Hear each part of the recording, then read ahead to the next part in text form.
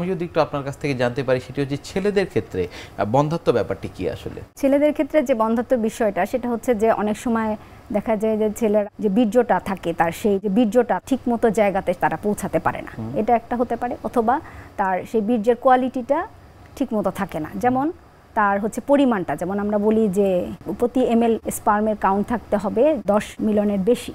তো সেক্ষেত্রে যদি এর চেয়ে কম থাকে তো সেক্ষেত্রে তখন দেখা যাচ্ছে যে এখানে ছেলেদের বন্ধ্যাত্ব হতে পারে। বা তার মোটিলিটি যে পরিমাণ থাকার কথা অন্তত পক্ষে 30 থেকে 40% মোটিলিটি থাকতে হবে, তো সেক্ষেত্রে এর চাইতে যদি কম থাকে তাহলে সেক্ষেত্রেও বন্ধ্যাত্ব হতে পারে। আবার ছেলেদের হরমোনের সমস্যা অনেক ক্ষেত্রে, যে থাইরয়েড হরমোন বা অন্যান্য হরমোন, সেক্স হরমোন যেগুলোকে বলে অ্যান্ড্রোজেন, এই সমস্ত হরমোনের সমস্যার কারণেও ছেলেদের বন্ধ্যাত্ব হতে পারে।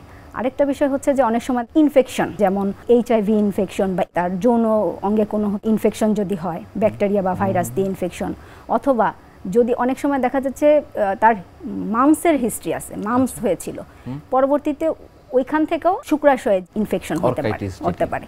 আরেকটা কিছু কিছু জিনিস ক্ষেত্রে তার জন্মগত কিছু ত্রুটি, যেমন শুক্রাশয়টা যদি ঠিকমতো জায়গাতে না নেমে আসে, আনডিসেন্ট টেস্টিস যেটাকে আমরা ডাক্তারি ভাষায় বলে থাকি, হ্যাঁ, বা টেস্টিকুলার টিউমার, তারপরে প্রোস্টেটের কোনো সমস্যা, এই ধরনের সমস্যা হয়ে গেলে তা হতে পারে।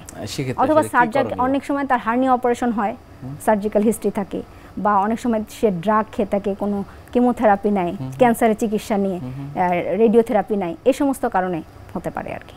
সেক্ষেত্রে আসলে কি করণীয়, কি চিকিৎসা পদ্ধতি রয়েছে?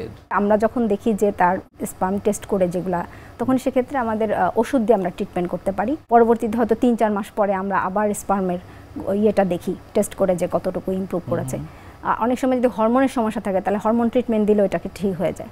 তবে যদি দেখা যায় যে স্পার্ম কাউন্ট খুবই কম, সেক্ষেত্রে ওখানে কোনো ব্লক আছে কিনা, কোনো কারণে নালীটা ব্লক হয়ে গেছে কিনা, সেটা আমাদের টেস্ট করে দেখতে হয়। যদি সেখানে হয় তাহলে আমরা হয় অপারেশন করতে হয়, অথবা নালীর ওখান থেকে আমরা হচ্ছে স্পার্মটাকে একটা যন্ত্রের মাধ্যমে ইয়ে করে নিয়ে আসতে হয়। নিয়ে আসতে আমরা ইক্সি করি, হ্যাঁ, অন্যভাবে আর কি IVF পদ্ধতিতে।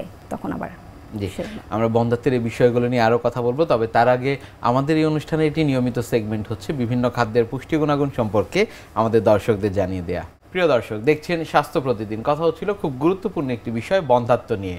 অনুষ্ঠানের পর্যায়ে দেখে নেব বিভিন্ন খাদ্যের পুষ্টি গুণাগুণ সম্পর্কে আমাদের পুষ্টিবিদের কাছ থেকে।